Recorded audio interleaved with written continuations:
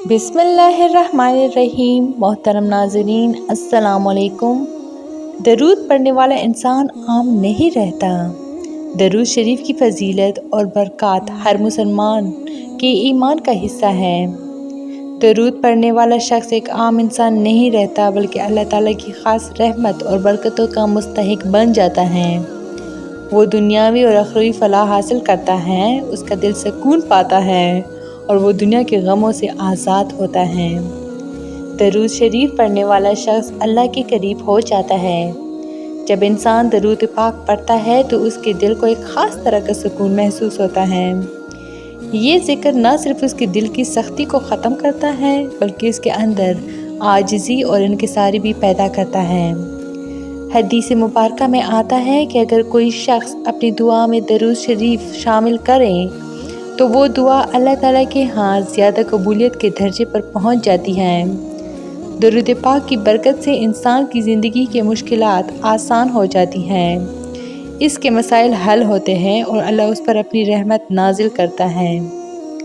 जो शख्स कसरत से दरूद शरीफ पढ़ता है वो रसूलुल्लाह सल्लल्लाहु अलैहि वसल्लम की कुर्बत हासिल कर लेता है। नबी करीम सल्लल्लाहु अलैहि वसल्लम ने फरमाया, क़यामत के दिन मेरे सबसे करीब वो होगा जो मुझ पर सबसे ज़्यादा दरूद भेजेगा। दरूद शरीफ पढ़ने से गुनाह माफ़ होते हैं और दर्जात बुलंद होते हैं। हदीस में आता है कि जो शख्स एक मरतबा दरूद पढ़ता है, अल्लाह ताला उस पर 10 रहमतें नाज़िल फरमाता है, उसके 10 गुनाह माफ़ कर देता है और उसके 10 दर्जात बुलंद कर देता है।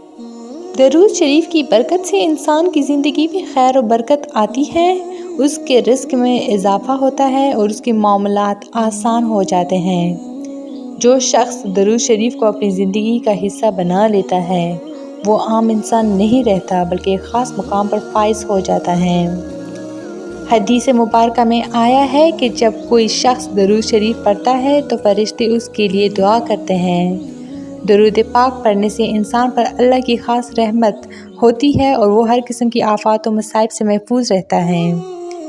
दरूद शरीफ पढ़ने वाला इंसान आम नहीं रहता, बल्कि वो अल्लाह की मोहब्बत, नबी करीम सल्लल्लाहु अलैहि वसल्लम की कुर्बत और दुनिया और आखिरत की बरकतों का हकदार बन जाता है। उसकी ज़िंदगी में रूहानी रोशनी आती है, उसके दिल को इत्मीनान हासिल होता है और वो दुनिया के दुखों से निजात पाता है।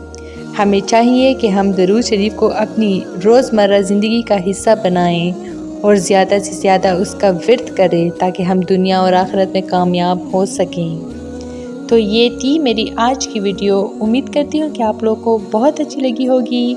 मज़ीद इस तरह के इस्लामी वीडियोज़ के लिए मेरे चैनल को लाइक, शेयर और सब्सक्राइब ज़रूर करें। Stay tuned for more. Thanks for watching.